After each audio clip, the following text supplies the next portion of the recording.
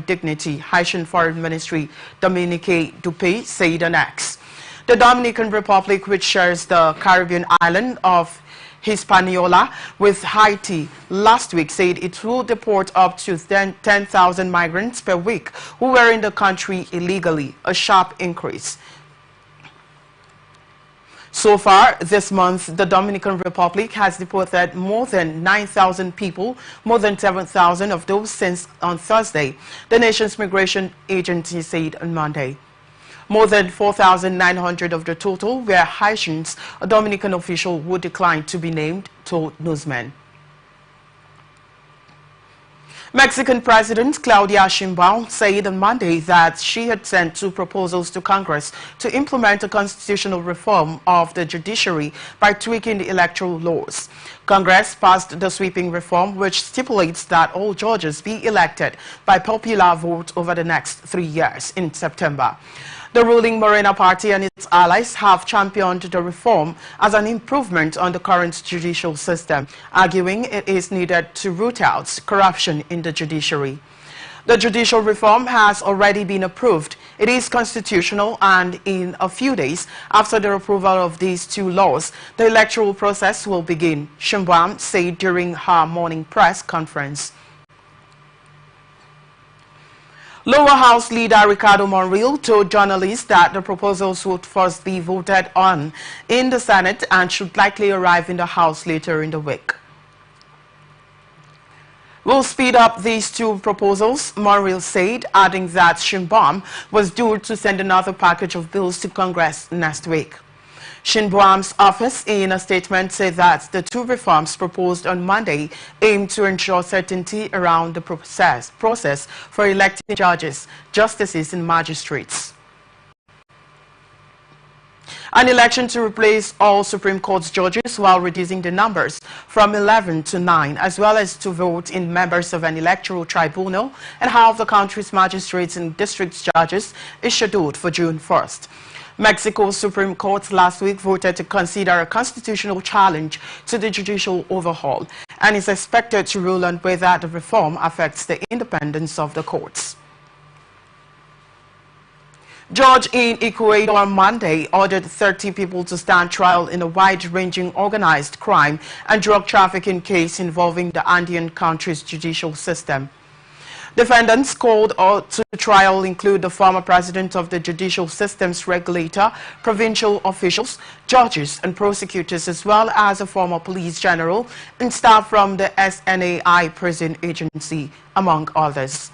Initially, 52 people were charged with the case, but a dozen of them received benefits for collaborating with investigators and received speedy trials and reduced sentences, while the prosecution sought to bring 37 defendants who have not yet been tried in the case to trial. Judge Manuel Cabrera ruled on Monday that 7 should be cleared on a lack of evidence. President Daniel Noboa, a young business hire who is seeking re-election in 2025, has complained about judges and prosecutors being too lenient on members of criminal gangs, who Noboa says are at war with Ecuador. The Attorney General's office began investigating officials in Ecuador's judicial system after Leandro Norero, who authorities linked to drug trafficking gangs, was killed in prison in 2022 while jailed for money laundering. A former legislator for ex-President Rafael Correa's party, Citizens Revolution, is a fugitive in the case. The prosecution alleges that the defendants used the money obtained from illegal activities led by Norero to strategically move officials in the justice system and obtain legal benefits. The operation, called Metastasis, unearthed a separate corruption case at the provincial court in Guayas province, which is being investigated by the Attorney General's office. Colombia is in talks with Germany for a debt for nature swap as the country seeks to fund its $40 billion plan to transition away from fossil fuels and protect the environment. Foreign Minister Luis Gilberto Murillo told newsmen on Monday. Colombia last month launched a new investment portfolio for its climate adaptation plans, which it hopes will attract some $40 billion Murillo said that Colombian President Gustavo Petro and German Chancellor Olaf Scholz had been in conversations for some kind of climate natural debt swap with Germany for a long time. Debt for nature deals are an increasingly popular way for emerging economies to fund conservation under a process in which bonds or loans are bought and replaced with cheap debt, with savings used for environmental protection. Murillo declined to put a dollar figure on the potential swap with Germany. Colombia's Environment Minister Susana Mohammed told newsmen last week that the country was seeking the $40 billion from a mix of sources, including private sector investments, credit lines from public banks, and other instruments. Murillo also called on the international community to do more to support developing countries' responses to the climate crisis, adding that high debt and Colombia's high cost of debt made it difficult to finance climate initiatives. Elon Musk plans more campaigning for Republican presidential candidate Donald Trump in Pennsylvania, a source familiar with the effort said on Monday, after the billionaire made a high-profile appearance with the former president there. Musk leaped into the air and threw his arms up when he stepped on stage in support of Trump on Saturday at a campaign rally in Butler, Pennsylvania. It was the first time that Musk, CEO of Tesla and owner of social media platform X, appeared at a Trump campaign event since he endorsed the former president after the July 13th attempt on his life at the same venue. The source, speaking on condition of anonymity, said Musk's appearances would be connected to his America PAC Political Action Committee. The Trump campaign did not respond to a request for comment. Pennsylvania is considered a crucial state for both Trump and his Democratic opponent, Vice President Kamala Harris, in the race for the November 5th election. Trump will appear at campaign rallies in the state on Wednesday in Scranton and Reading. Wildfires in Bolivia have burned through more than 10 million hectares this year, mostly in the country's tropical east, smashing records for its worst ever fire season and scorching an area the size of Iceland or Cuba. The new figures released on Monday by non-governmental organization Tierra Foundation represents the equivalent of nearly 19 million American football fields. Fires in recent months have propelled Bolivia past devastating 5 years in 2010 and 2019. Santa Cruz, a wealthy farming region in the country's eastern lowlands near Brazil, has been the hardest hit, accounting for almost 7 million hectares of the total, followed by the nearby department of Beni with 3 million hectares. Dramatic images have shown Bolivians trying to rescue belongings from burning homes. Government shared numbers until September. The most recent available tallied 4.6 million hectares of burned forests and 2.3 million hectares of grasslands. September was by far the worst month this year. Bolivia's government declared the national disaster last week after demands from local authorities, community organizations and citizens for more forceful intervention. Scientists say that while most fires are set by humans, recent hot and dry conditions from fossil fuel-driven climate change are helping fires spread more quickly. South America has been hit by a series of heat waves since last year. The White House on Monday criticized the U.S. Supreme Court's decision not to hear a bid by President Joe Biden's administration to enforce in Texas federal guidance requiring hospitals to perform abortions in emergencies. Women being denied care in emergency situation is completely unacceptable, White House Press Secretary Karine Jean-Pierre said in a briefing. It is important to call this out. It is important to say how dangerous this is and how this is a freedom that has been taken away from women, she said. You're watching the international news on Atlantic Television Network. Still ahead, Indian police charge man over doctor's rape and murder in Kolkata hospital. Stay with us.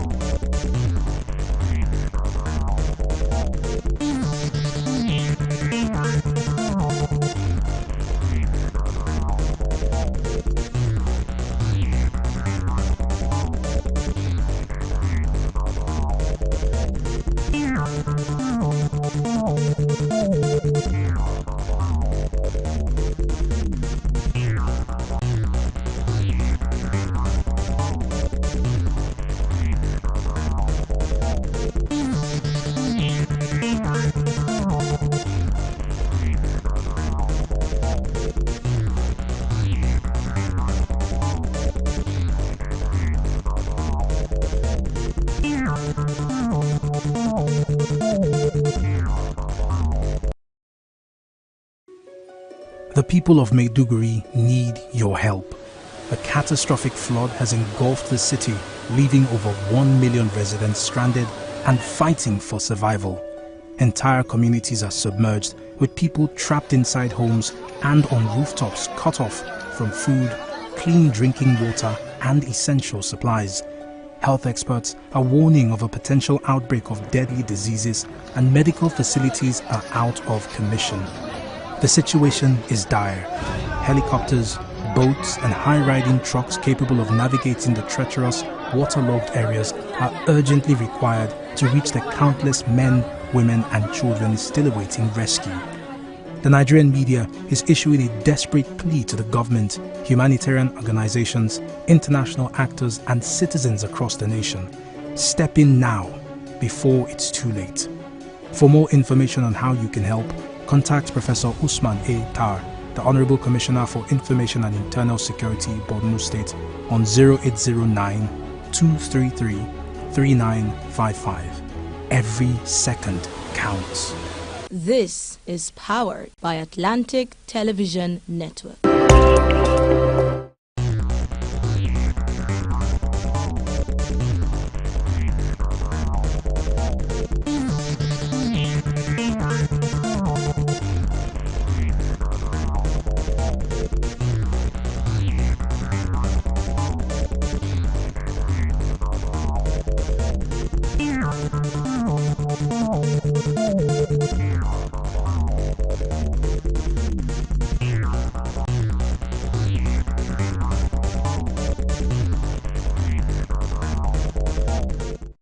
Staying with us, you're watching the broadcast of the international news in Atlantic Television Network. We are open for adverts, placements, bookings and commercials, and you can connect with us and watch us on ATN Socials, Facebook and YouTube at Atlantic Television Network, Instagram and TikTok at Atlantic TV Network 1, X formerly Twitter at Atlantic TV Net. Watch us live on our website at atlanticnetwork.tv. And now to the rest of our stories. Election officials in the battleground state of North Carolina approved changes on Monday that aim to make it easier for voters in areas devastated by Hurricane Helene to cast ballots in the November 5th U.S. presidential election. The changes approved unanimously by the North Carolina State Board of Elections will give flexibility to local government officials as they try to ensure that residents in the mountainous western part of the state will be able to vote, even as roads and communications networks remain disrupted. The goal is to ensure that voters in all areas of the state will have the same voting options, either by mail, early in person starting on October 17th or on Election Day, said Karen Bristons-Bell, the board's executive director.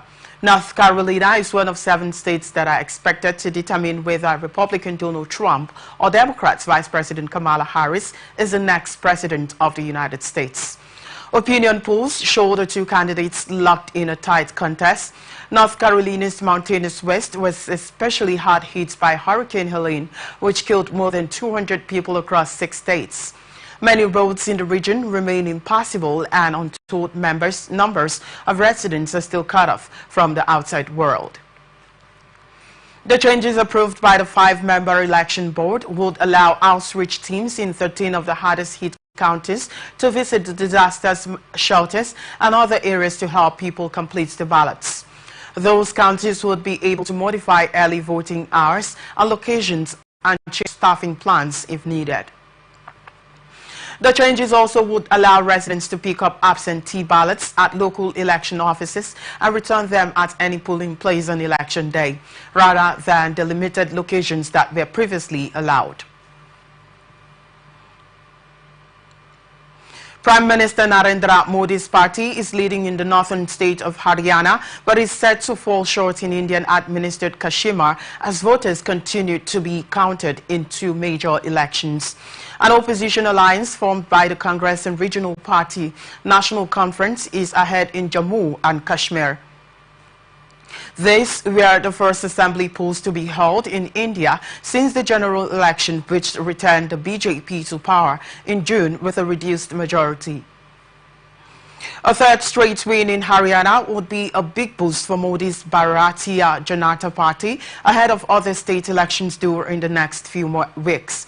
The Congress had expressed confidence of a victory in Haryana ahead of the results, but analysts now say complacency in fighting and a consolidation against the powerful Jat community may have affected its chances.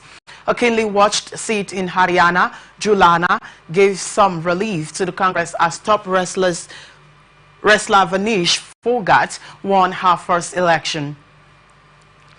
The two results have proven exit polls wrong again. They had predicted a majority for the Congress in Haryana and a hung assembly in Jammu and Kashmir.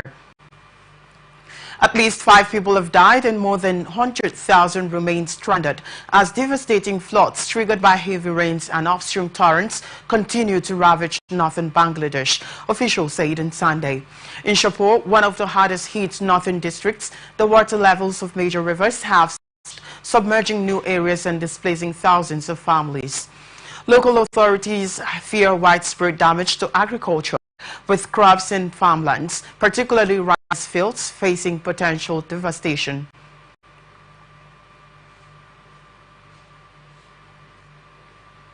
Many homes and roads were under several feet of water, cutting off villages and leaving residents in desperate need of rescue. Army personnel using boats and helicopters have joined rescue efforts, delivering emergency supplies and evacuating those trapped by the floods. Bridges have collapsed and roads have been submerged, making it difficult for local authorities to reach affected areas. The low-lying nation of 170 million has experienced multiple floods this year, underscoring its vulnerability to climate change. A 2015 World Bank Institute analysis estimated that 3.5 million people in Bangladesh are at risk of annual river flooding. ERIC's scientists say it is worsening due to global climate change. As water levels continue to rise, concerns grow about the long-term impact on the region's agriculture, particularly rice crops, if the floodwaters do not recede soon. The economic toll on farmers could be severe, adding to the worries. The Weather Office has predicted more rain in the coming days, raising fears of further inundation. The floods in August in eastern Bangladesh, which left more than 70 deaths, caused damage estimated at $1.20 billion, according to a study by the Center for Policy Dialogue, leading think tank. The United Nations and its partners have launched a $134 million humanitarian appeal to provide urgent relief and support to communities affected by ongoing floods and cyclones in Bangladesh. Man named Sanjay Roy has been charged with a high-profile case of a doctor's rape and murder in Kolkata hospital, a crime that prompted widespread anger and protests over the threat of sexual violence faced by women in India. The suspect was arrested the day after the young doctor's bloodied body was discovered on 9th August in a room at RG Kar Hospital, where she had gone to rest after a 36-hour shift. On Monday, the Central Bureau of Investigation confirmed he had been formally charged with rape and murder. Roy was a volunteer at the hospital assisting patients. The CBI charge sheet said he had raped and then murdered the doctor as she slept. It indicated that only Roy was involved in the crime and that he could face the death penalty. The CBI charged Roy on the basis of interviews and CCTV footage, which appeared to show him entering the seminar room at about 4:30 a.m. and then emerging about 30 minutes later. The woman's body was discovered hours later by a junior doctor with her eyes, mouth, and genitals bleeding. An autopsy revealed she had about 25 internal and external injuries as a result of the attack and had died by strangulation. The brutality of the doctor's rape and murder sent ripples of horror across the country, with the Supreme Court saying the case had shocked the conscience of the nation.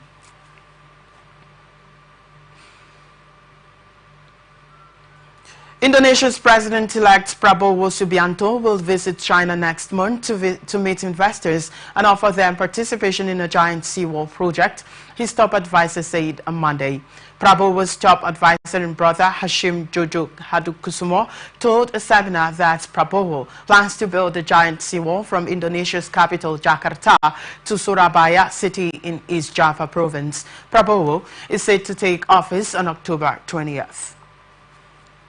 Prime Minister Modi met Maldives President Mohamed Muizzu and underlined New Delhi's position as a close friend of the island nation, emphasizing his neighborhood-first foreign policy that has seen India act as a fast responder to financial and medical emergencies affecting Mil, including supplying its nearly 6 lakh people with COVID vaccines during the pandemic.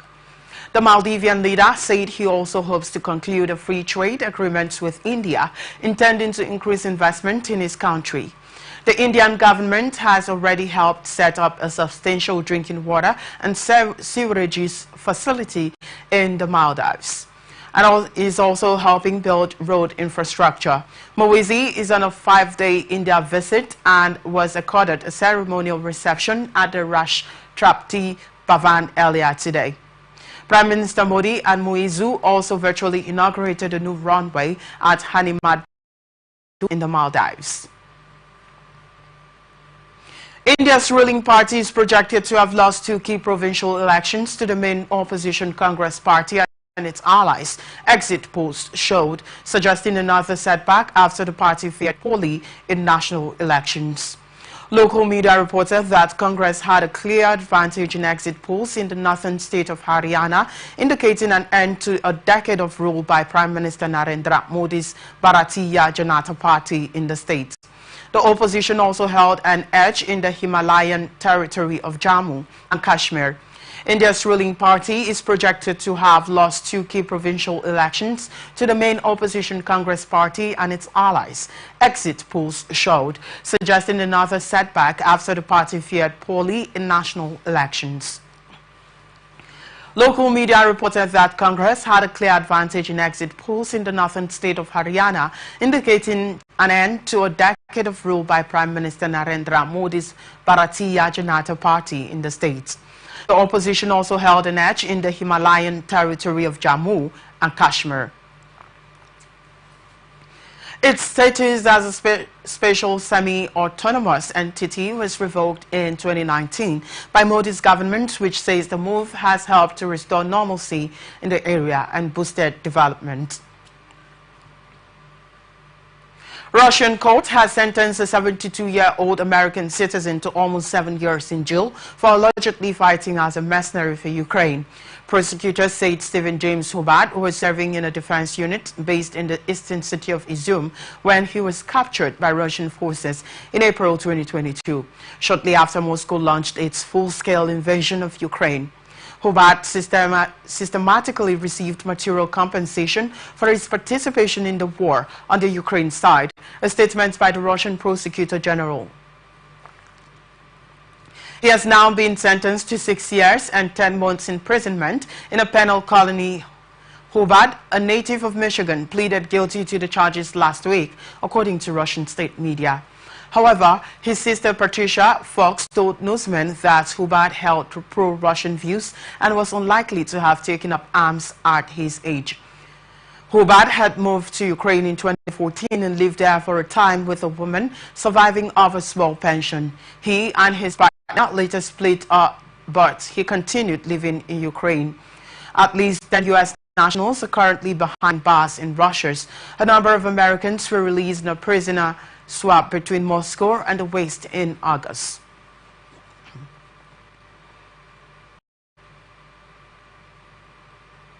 Police have expanded a cold case campaign aimed at identifying dozens of women who were murdered or who died in suspicious circumstances across Europe, taking in 3 new countries and more than doubling the number of cases.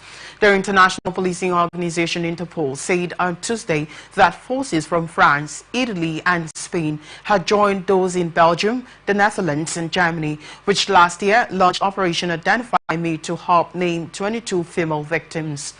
The appeal has so far elicited get more than 1,800 tips from the public, Interpol said, and led last November to the identification of the body of Rita Roberts, a British woman with a distinctive tattoo whose remains were found in Antwerp in 1992. The inclusion of court cases from the operation's 3 new participating countries and the addition of several more from its founding members brought the number of victims whose identities were being actively sought to 46, the organization said.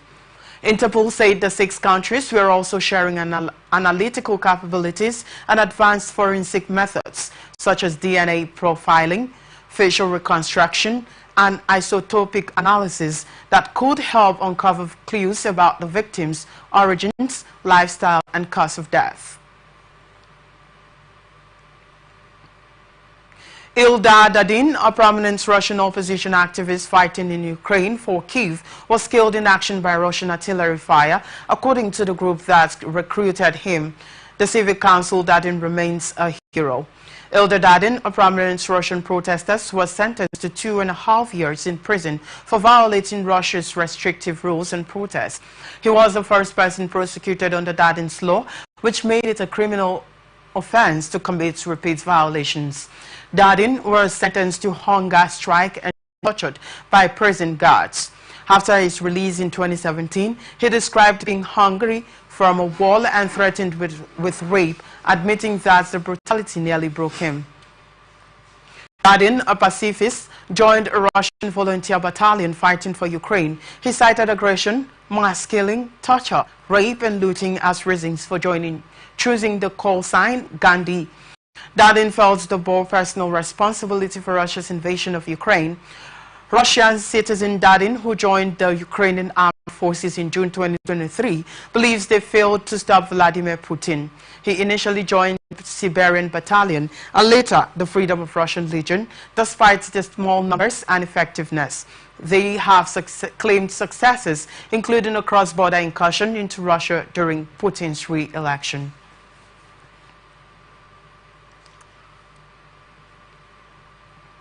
Israel says it is conducting limited, localized, targeted operational activities inside southwestern Lebanon. In a statement, Israel's military has said it has deployed its reserve 146th Division into Lebanon, where it claims it is conducting limited, localized, targeted operational activities against what it says are Hezbollah terror targets and infrastructure in southwestern Lebanon. The division, it says, had previously been carrying out defensive duties in northern Israel for the last year. On its official Telegram channel, the IDF says the soldiers are operating alongside the 213th Artillery Brigade and additional forces in order to expose and dismantle terrorist infrastructure in the area. Israel's military issued pictures of the soldiers getting ready for deployment. Lebanon's national news agency has reported that Israeli forces have continued to launch air attacks in Beirut and across eastern and southern Lebanon. Former Israeli Prime Minister Naftali Bennett has called for Israel to strike at Iran's nuclear facilities, saying there is a one-time window of opportunity for Israel to act without fearing a terrible and intolerable reaction. The Times of Israel quotes Bennett saying Iran's nuclear program cast a dark shadow over their futures. And that's it on the international news for today. Before we go, another look at the major stories. We told you that Tunisian president wins second term with landslide. Biden to visit Angola as global powers vie for African influence. Florida braces for powerful Hurricane Milton. We also told you that Indian police charge man over doctor's rape and murder in Kolkata hospital. Russian opposition activists killed for fighting for Ukraine. We also told you that floods leaves 5 dead, 1,000 stranded in Bangladesh.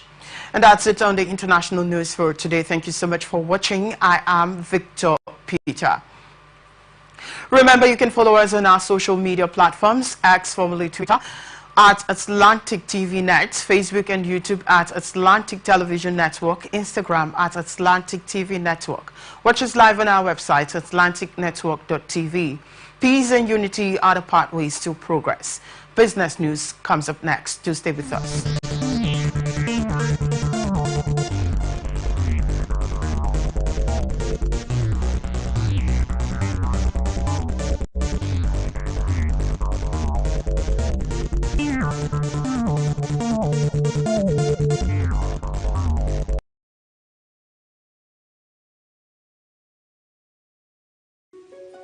The people of Maiduguri need your help. A catastrophic flood has engulfed the city, leaving over 1 million residents stranded and fighting for survival. Entire communities are submerged, with people trapped inside homes and on rooftops cut off from food, clean drinking water and essential supplies. Health experts are warning of a potential outbreak of deadly diseases, and medical facilities are out of commission. The situation is dire. Helicopters, boats and high-riding trucks capable of navigating the treacherous, waterlogged areas are urgently required to reach the countless men, women and children still awaiting rescue. The Nigerian media is issuing a desperate plea to the government, humanitarian organizations, international actors and citizens across the nation. Step in now, before it's too late. For more information on how you can help, contact Professor Usman A. Tar, the Honorable Commissioner for Information and Internal Security, Borno State, on 0809-233-3955. Every second counts. This is powered by Atlantic Television Network.